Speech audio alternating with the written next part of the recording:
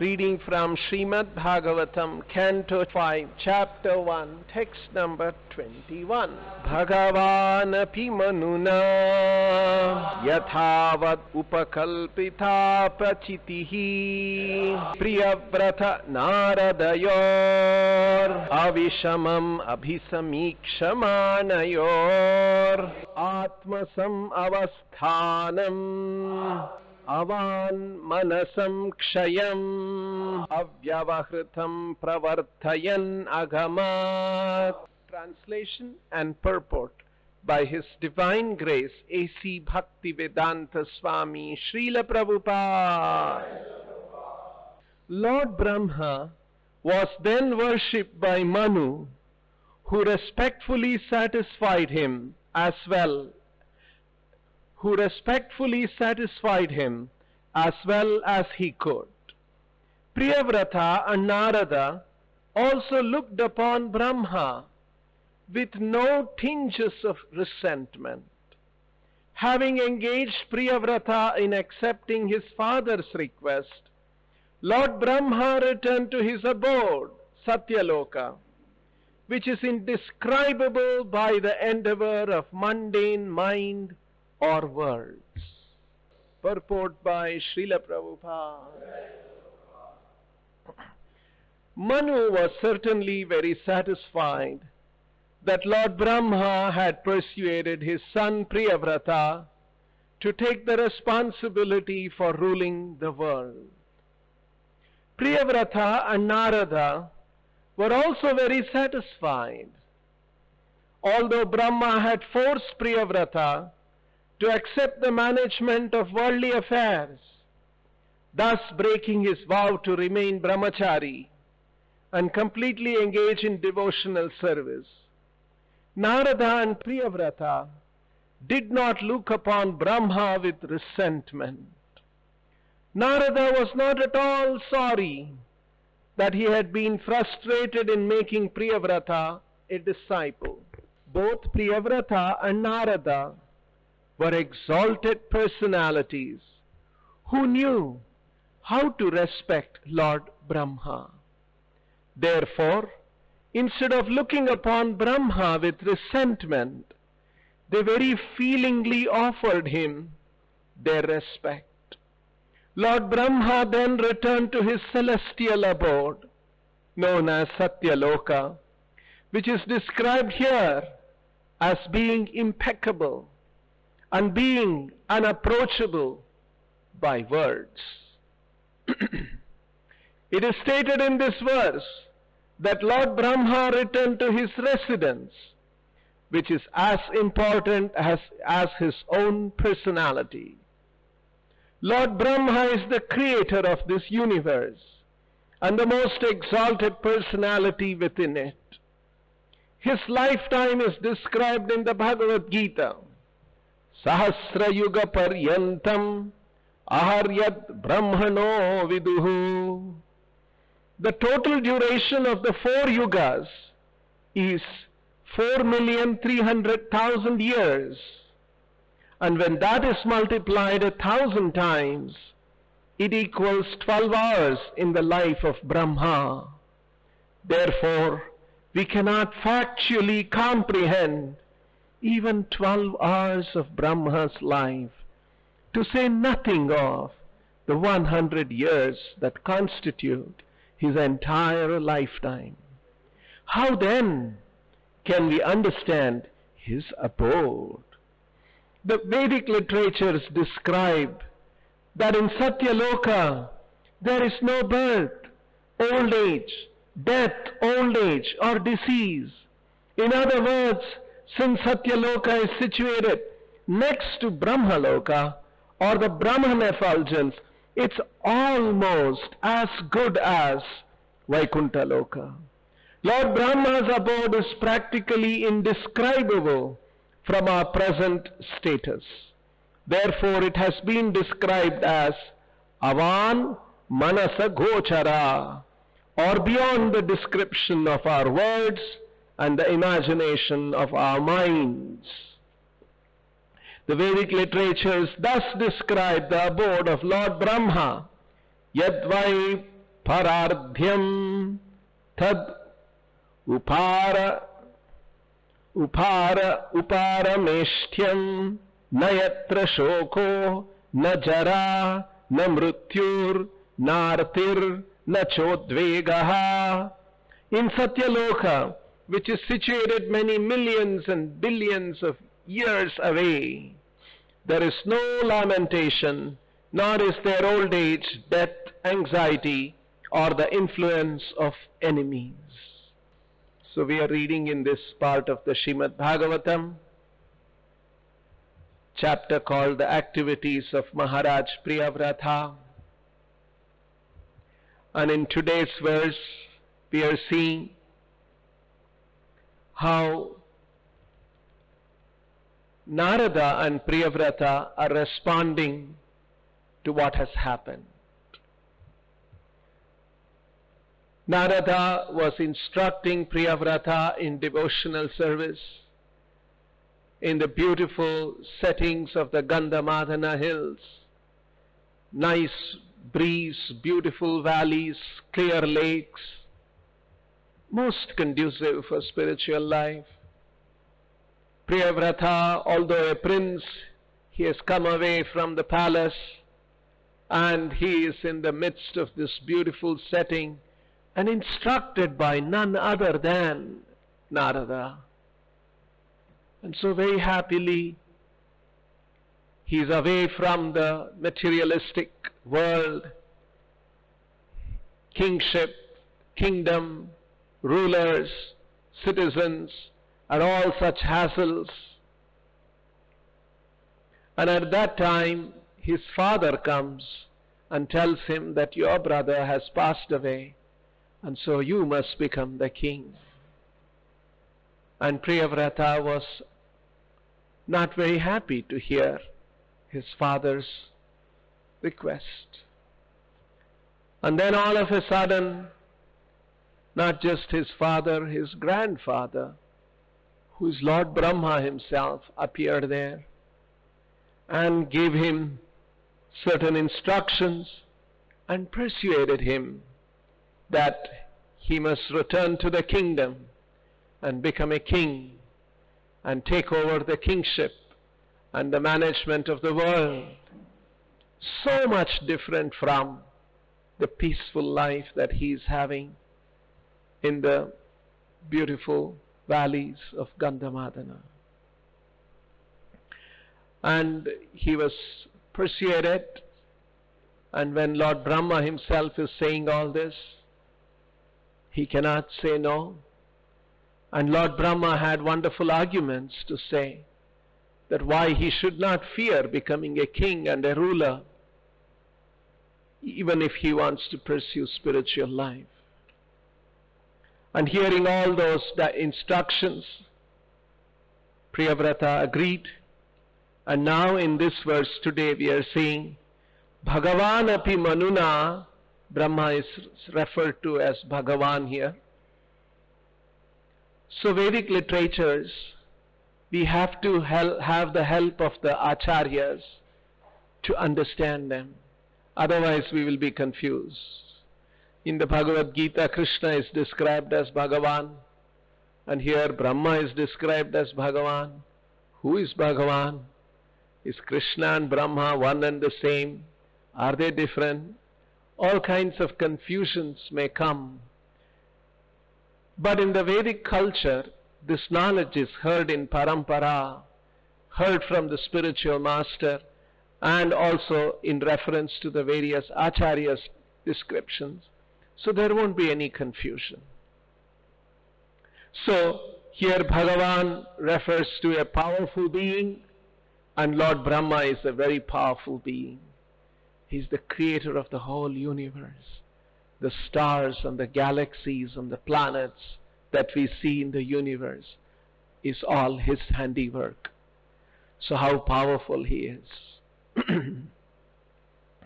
So Bhagavan api manuna yathavat upakalpita apachitihi. And Manu, he apachitihi, he offered worship, respect, upakalpitaha, as much as he could offer in those circumstances, and yathavat, as deserved by Lord Brahma. And at that time Priyavrata and Narada avishamam, they were abhisamikshamaanaha, they were looking upon, they were watching, and they had no vishama, avishamam, they had no ill feelings, they had no resentment, without any aversion. Atmasam avasthanam, and Lord Brahma returned to his avasthanam, his abode. Atmasam avasthanam, an abode just suitable for his position. Lord Brahma, which is avak manasam. Vak is words, that which can be described by words is vak, and manasam is as which can be conceived by the mind. But his atmasam avasthanam is avak manasam. It is something, Brahma's abode cannot be described by words, cannot be conceived by the mind. And to such Kshayam, his own planet, Avyavahritam, to such an extraordinary planet, Pravarthayan Agamat, he departed and he returned. Lord Brahma was then worshipped by Manu. Manuna yathavat upakalpita apachitihi. Respectfully satisfied him as well as he could. Upakalpita yathavat upakalpita apachitihi. Priyavrata and Narada also looked upon Brahma. Abhisamikshamaanayo. Priyavrata Naradaha. Naradayor abhisamikshamaanayo. With no tinges of resentment. Avishamam. Having engaged Priyavrata in accepting his father's request, Lord Brahma returned to his abode, Pravartayan Agamat, Satyaloka, which is indescribable by the endeavor of mundane mind or words. Avak Manasam Kshayam.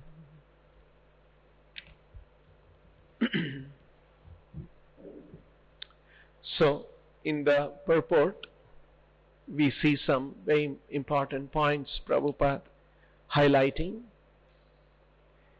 The situation normally in the material world, when something like this happens and someone's direction is overruled by someone else, it would agitate people's mind. So Prabhupada is pointing out here, Narada and Priyavrata, being exalted personalities, they were not ordinary persons. And when Narada's instruction to Priyavrata to renounce the world was turned down by Priyavrata under the order of Brahma and Manu, Priyavrata did not have any ill feelings, without any without any tinge of resentment.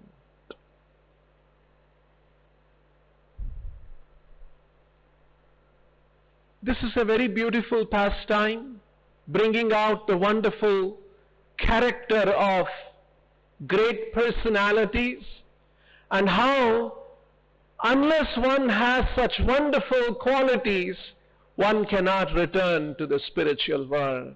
One cannot be an associate of the Lord. One cannot be a resident of the spiritual world. Because in the spiritual world, there are persons, personalities, and how we relate, always free from any such resentment and ill feeling. That is the dominant feature in the spiritual world. Just like envy, jealousy, resentment is the dominant feature of the material world. This is the contrast.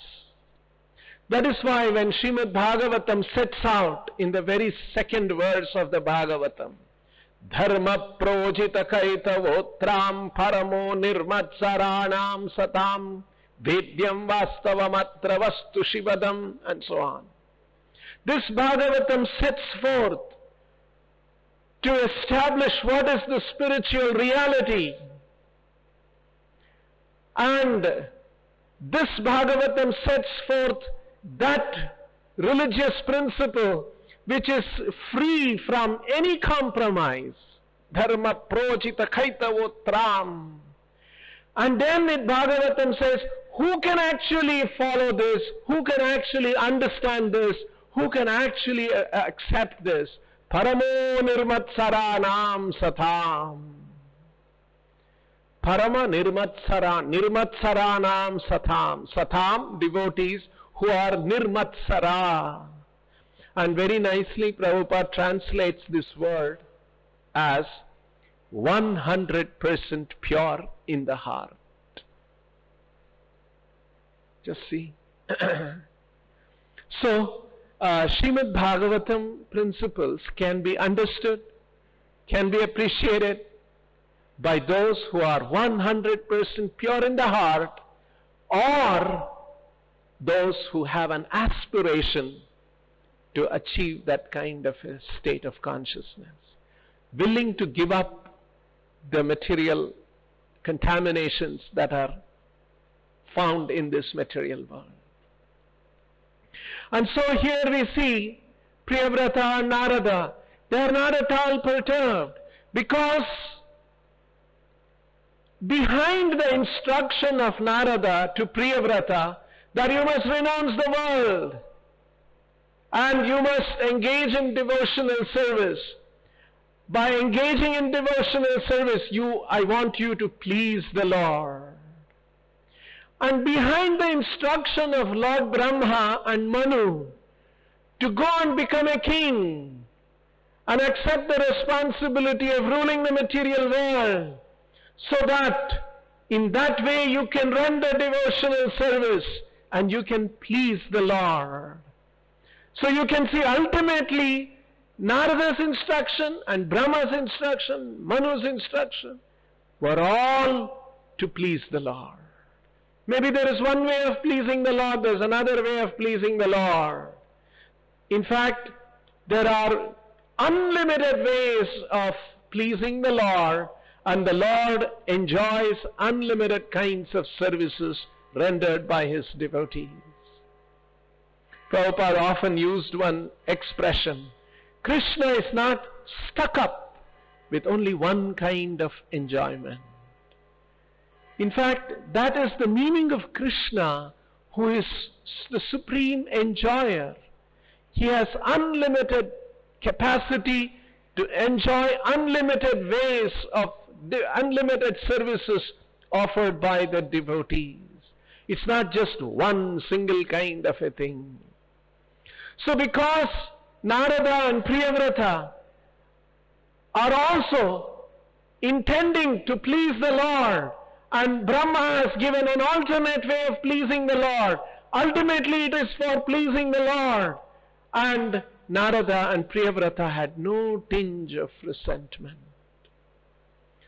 So this is the converging, unifying factor in the spiritual world, because everyone wants to please Krishna.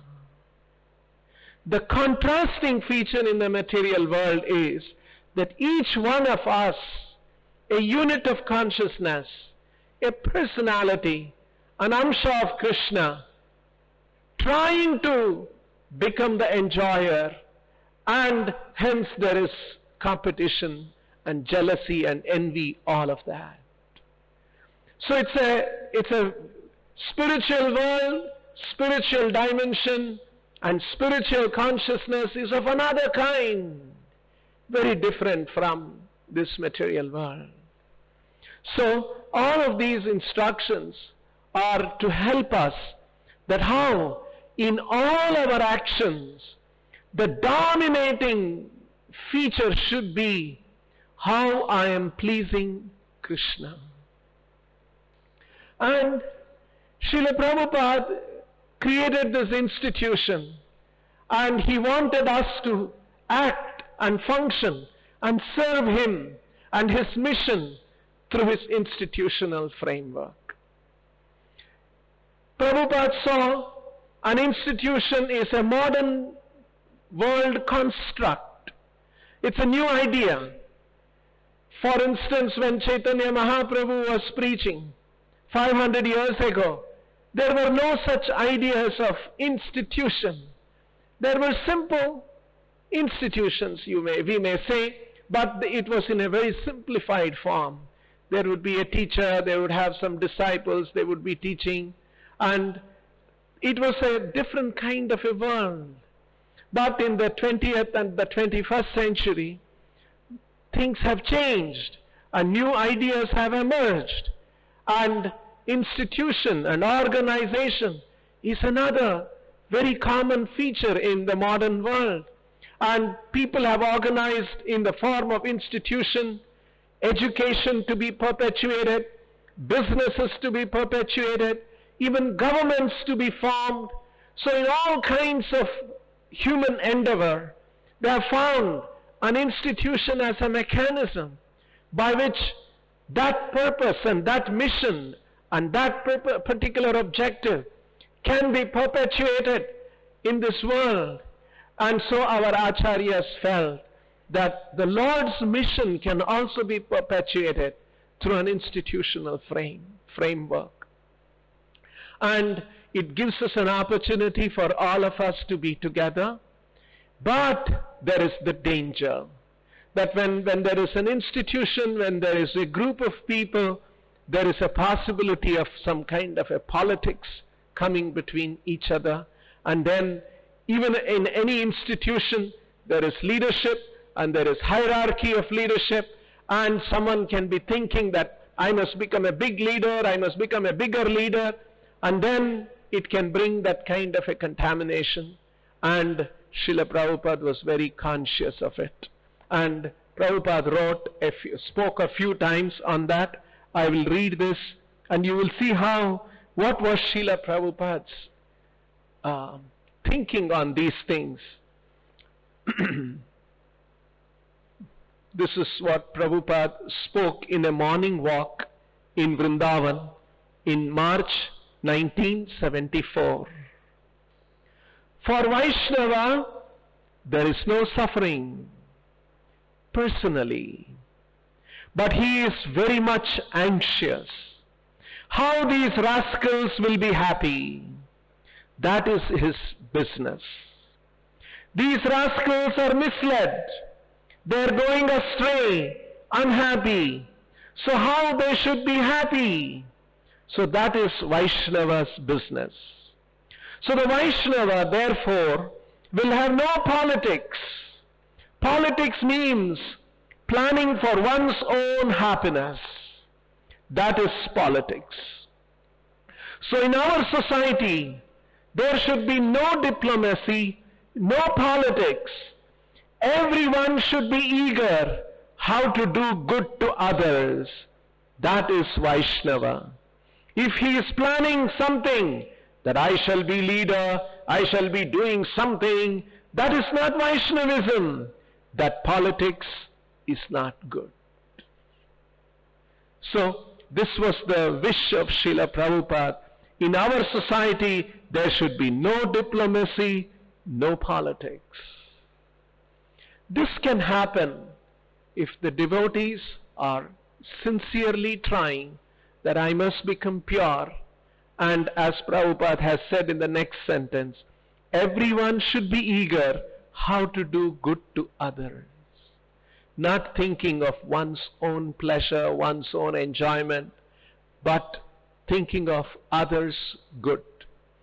And as Prabhupada began in the beginning, if one is surcharged with the thought that there is an important mission in this world, my Guru's mission, Krishna's mission, Chaitanya Mahaprabhu's mission, if that mission, I must serve in that mission, and I must not be thinking something for aggrandizing something for myself.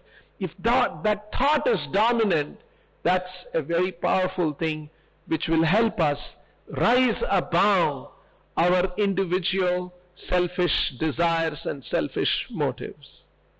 Another occasion,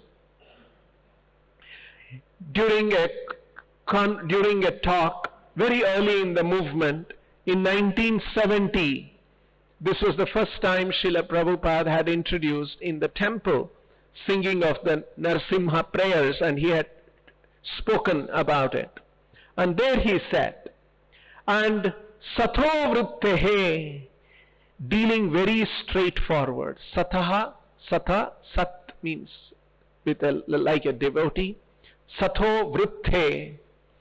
And Satho Vritte, dealing very straightforward. No diplomacy, no politics, no duplicity. That will not help. Satho Vritte. Vritti means profession. His profession should be very straightforward. No underhand dealings. Satho Vritte. So, that's what happens in the material world. They compete with each other, they get into some kind of an underhand dealings to topple someone else, to pull someone else down, and Prabhupada wanted our institution to be free from such things, because we are all sadhus. Our vrittis should be Satho Vrittehe. Once again, in a letter, someone had written to Prabhupada that there is fighting and there is politics in the temple, and so Prabhupada is replying in 1972 in a letter.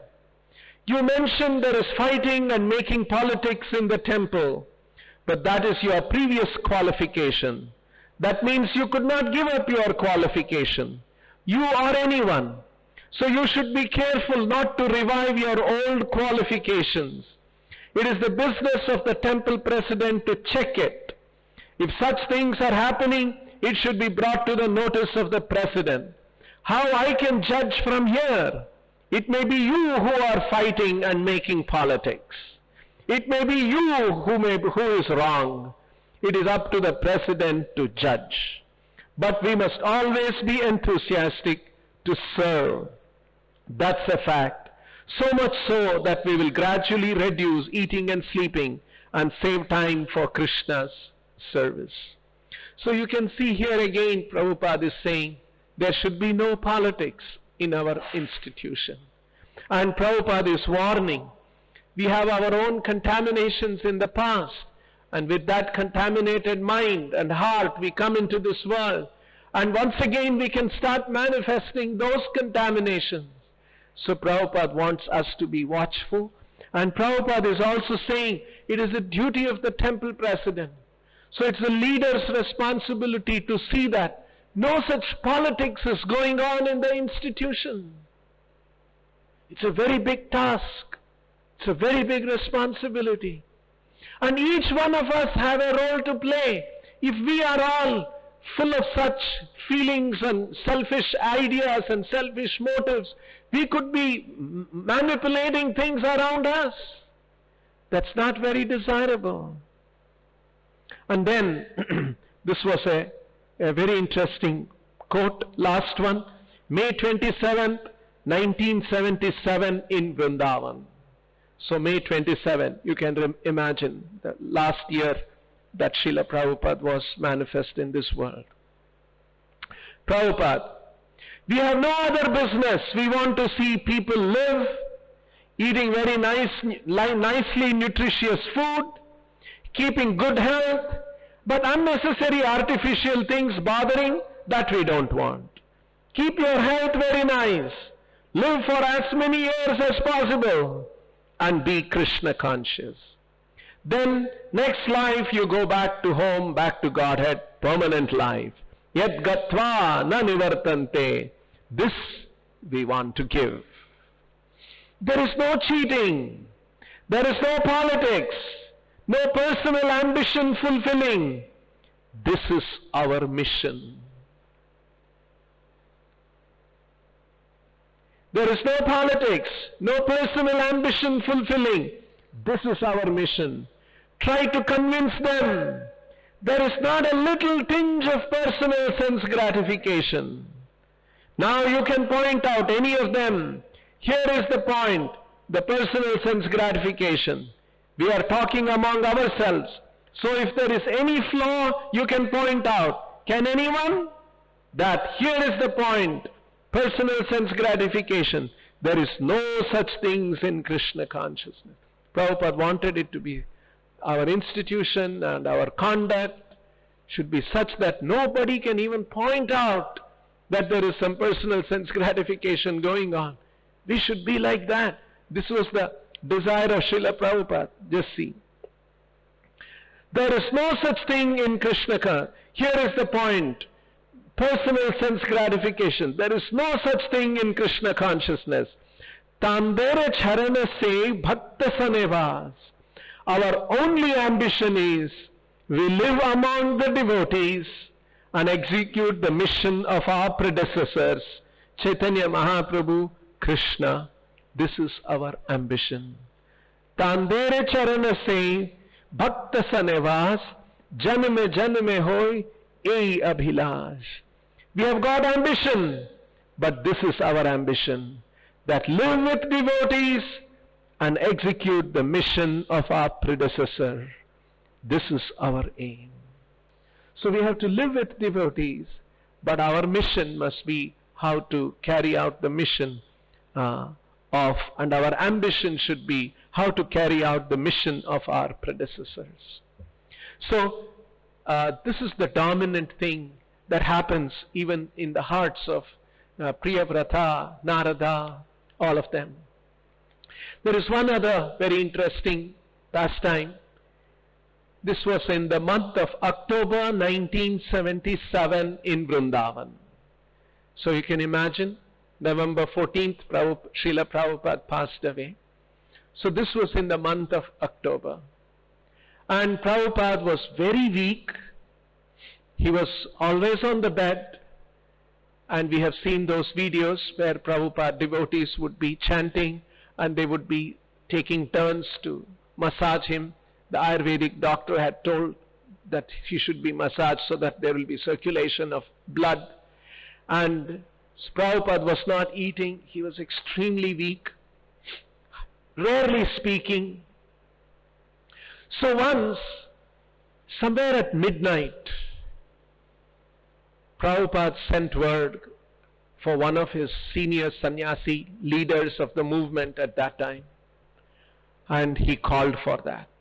So this devotee ran up to that sannyasi and said, Maharaj, Srila Prabhupada is calling. So those days, knowing Prabhupada's health and condition, everyone, there was a kind of a anxiety in the hearts of devotees. What will happen to Srila Prabhupada? And this devotee came running. What's happened to Prabhupada? Will Prabhupada say something? Will that be his last words? Oh, what is that? So he came rushing. And then Prabhupada was lying on the bed. And then he came and said, Srila Prabhupada, I heard you called for me. And then Prabhupada slowly opened his eyes. And he was lying. And slowly, one by one word, Prabhupada spoke. He said, do you think this movement will go on after I am gone? This was the concern of Srila Prabhupada. At somewhere at midnight, he's remembering, he's calling one of his leaders and he's asking this question: do you think this movement will go on after I am gone? Slowly, very softly, one by one the word came, and the devotee was waiting to hear. This Maharaj was waiting to hear. And then he said, yes, Srila Prabhupada, if we are sincere, if we chant 16 rounds and follow the regulatory principles and all the instructions you have given, certainly this movement will go on. And then Prabhupada heard, paused, and then once again he started speaking. He was very weak.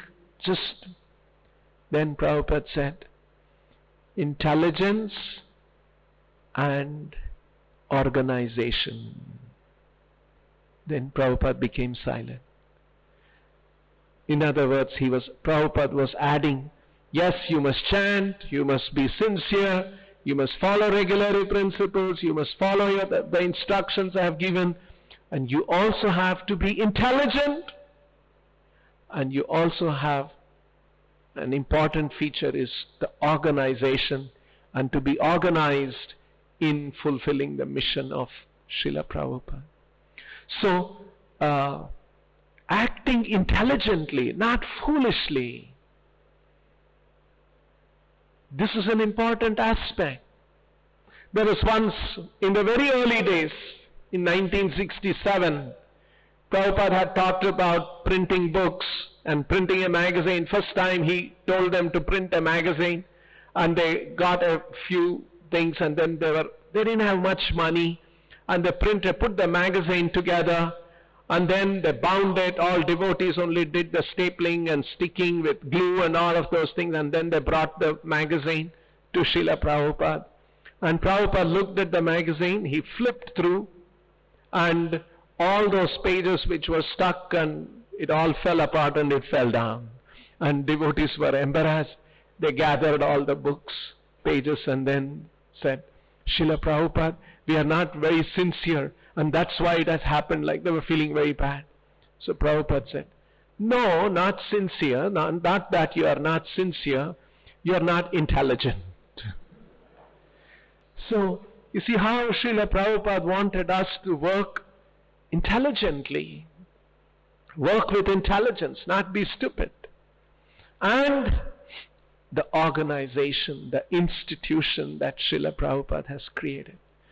So, these are all the important desires of Srila Prabhupada, that we work as an institution, because, and when we work in this way, there is immense opportunity to learn, to rise above our selfish desires and our own ambitions for our own success and such things, and bring focus on what will please Guru and Krishna.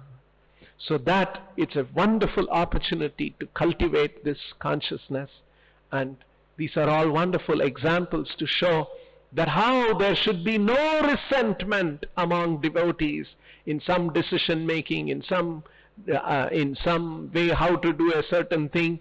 Different kinds of ideas may come, and in a very structured, organized manner, we must function as an institution functions, and that will be pleasing to Srila Prabhupada.